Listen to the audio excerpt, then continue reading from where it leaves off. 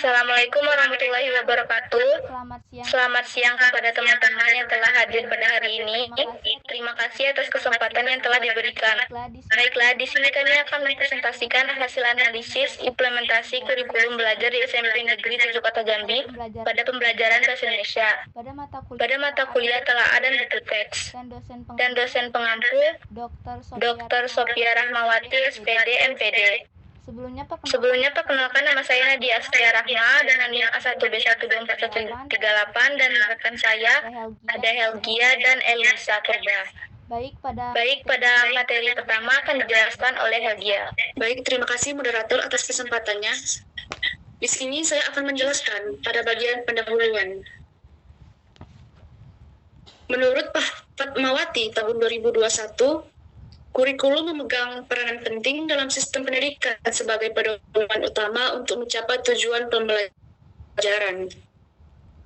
Dan juga menurut Kemendikbud pada tahun 2024, kurikulum Merdeka memberi keleluasan dan memudahkan pendidik menerapkan pembelajaran yang lebih mendalam sesuai dengan kebutuhan siswa dan fokus pada penguatan karakter.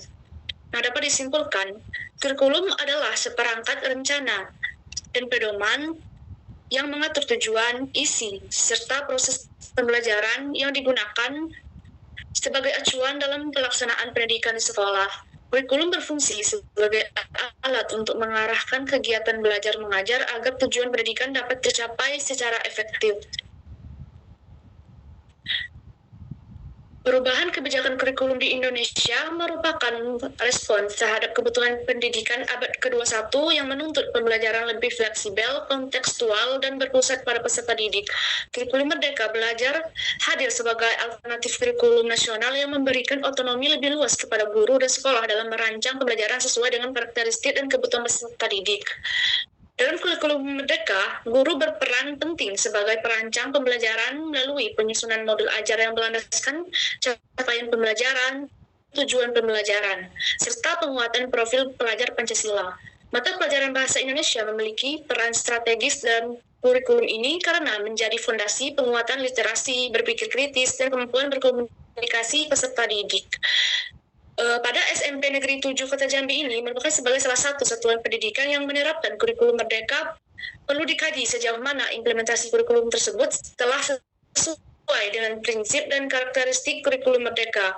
Nah, oleh karena itu, penelitian ini difokuskan pada analisis implementasi kurikulum Merdeka dalam pembelajaran bahasa Indonesia berdasarkan pengalaman dan praktik guru di lapangan. Baik, itu saja dapat saya jelaskan. Saya kembalikan kepada moderator. Baik, terima kasih kepada Helgia telah menjelaskan dari pada bagian pendahuluan. Baik, selanjutnya akan dijelaskan oleh saya sendiri. Jadi adapun metode penelitiannya, ini menggunakan pendekatan kualitatif dengan metode studi kasus yang bertujuan untuk memperoleh pemahaman dalam mengenai implementasi kurikulum Merdeka Belajar pada pembelajaran bahasa Indonesia di SMP Negeri Kota Jambi. Pendekatan kualitatif dipilih karena penelitian ini berfokus pada proses pembelajaran, makna, serta praktik nyata yang berlangsung secara alamiah di lingkungan sekolah. Subjek penelitian ini adalah guru mata pelajaran bahasa Indonesia di SMP Negeri 7 Kota Jambi yang telah menerapkan kurikulum Merdeka dalam kegiatan pembelajaran. Pemilihan subjek dilakukan secara purposif dengan pertimbangan bahwa guru tersebut memiliki pengalaman langsung dalam merencanakan, melaksanakan, dan mengevaluasi pembelajaran berdasarkan kurikulum Merdeka. Boleh selanjutnya? Sumber data penelitian ini terdiri atas data primer dan data sekunder. Selanjutnya. Baik, di sini akan menjelaskan lagi hasil dan pembahasannya. Pertama, cara menentukan capaian pembelajaran yang ingin dicapai melalui modul ajar dan apa dasar pertimbangan kebutuhan peserta didik yang ada di SMP 7 Kota Jambi. Adapun capaian pembelajaran yang disusun dalam modul ajar berpegangan teguh pada kebijakan kurikulum resmi yang berlaku. Selain itu, penentuannya juga sangat mempertimbangkan keselarasan dengan model dan strategi pembelajaran yang akan digunakan agar prosesnya efektif. Lalu, bagaimana capaian pembelajaran ini selaras dengan tujuan pembelajaran yang lebih luas dalam kurikulum? Adapun jawabannya kesalahan capai pembelajaran dengan tujuan pembelajaran yang lebih luas sangat bergantung pada inovasi guru dan menyusul modul ajar. Untuk menjaga minat siswa terutama dalam pembelajaran yang banyak menggunakan teks seperti bahasa Indonesia, beliau memvariasikan konten dan secara rutin mengintegrasikan elemen permainan, games atau selingan ice breaking dalam kegiatan belajar. Baik, itu saja yang saya dapat saya jelaskan.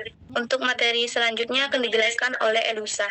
Elusa, silakan. Baik, selanjutnya di sini saya akan melanjutkan pembahasan tentang hasil dan pembahasan mengenai bagaimana mengukur dan mengamati perkembangan dimensi profil pelajar Pancasila dalam modul. Perkembangan dimensi profil pelajar Pancasila dipastikan telah diintegrasi secara menyeluruh dalam modul ajar, karena setiap materi dan kegiatan pembelajaran termasuk dalam mata pelajaran Bahasa Indonesia sudah dirancang untuk mengaitkan konten ajar dengan nilai-nilai Pancasila. Selanjutnya, bagaimana memanfaatkan teknologi atau sumber belajar digital dalam modul ajar. Pemanfaatan teknologi digital dilakukan dengan menggunakan proyektor atau infocus dan didukung terbaru berupa TV digital yang baru diterima sekolah. Teknologi ini dimanfaatkan secara maksimal sebagai sumber belajar visual untuk meningkatkan daya tarik dan suasana belajar siswa. Prinsip inklusif diterapkan dengan memastikan siswa berkebutuhan khusus tetap mendapatkan materi yang sama dengan siswa pada umumnya. Keberhasilan pembelajaran inklusif ini sangat didukung oleh keberadaan guru pendamping di dalam kelas yang bertugas membantu memfasilitasi kebutuhan belajar siswa inklusif tersebut. Sekian yang dapat saya paparkan, saya kembalikan kepada moderator. Baiklah, jadi itu saja yang dapat materi yang dapat dijelaskan.